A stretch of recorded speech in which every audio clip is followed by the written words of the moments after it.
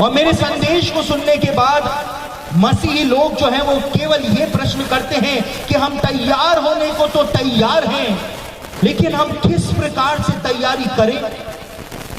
तो मेरे प्रियो, आप पांच प्रकार से इन अंत के दिनों में अपने जीवनों को तैयार कर सकते हैं। पहली बात, आप पश्चाताप करके परमेश्वर के सामने आ जाएं, अपनी सारी गलतियों को, अपने सारे पापों को परमेश्वर के सामने मान लें कि प्रभु हो गई मुझसे गलती, तू मुझको ग्रहण कर ले। और बाइबल में लिखा हुआ है कि यीशु का लहू जो है उसमें इतनी सामर्थ है कि आपके सारे पापों को वो दूर करने की सामर्थ रखता है। दूसरी बात, आप जितनी भी बुरी लत आपको लगी हुई है, बुरी आदतें आपको लगी हुई हैं, उन सारी बुरी आदतों को आप धीमे धीमे करके छोड़ दें यदि आपको तैयार होना है।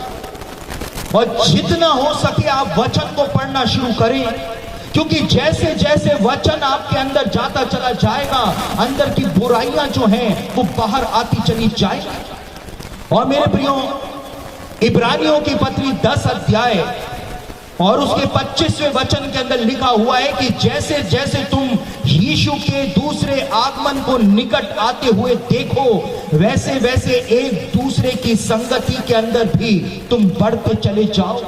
विश्वासियों की संगति जो है उसको आप लोग बढ़ाते चले जाएं यदि आपको तैयार होना है।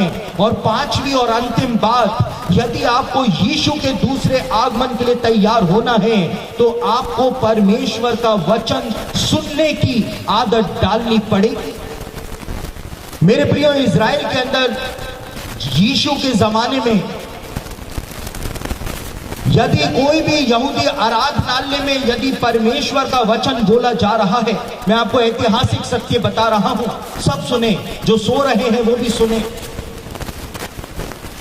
बाइबल के जमाने में यानी यीशु के काल में इज़राइल के अंदर ऐसा नियम बना हुआ था कि यदि आराधनालय में परमेश्वर का वचन दिया जा रहा है और यदि कोई भी यहूदी वचन सुनते सुनते सो गया तो यहूदी लोग जो होते थे, आराधनालय के यहूदी लोग, वो उसको उठा करके ले जाते थे और बाहर ले जा करके पटक दिया करते थे।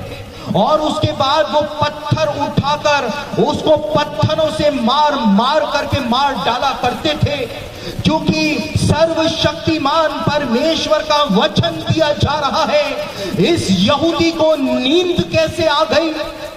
इसको तो थर थर कांपना चाहिए था, थर थराना चाहिए था। इसको नींद कैसे आ गई? चुनाव आपके हाथों में है, क्योंकि जीवन आपका है। बहुत हमने नाटकबाजी कर ली।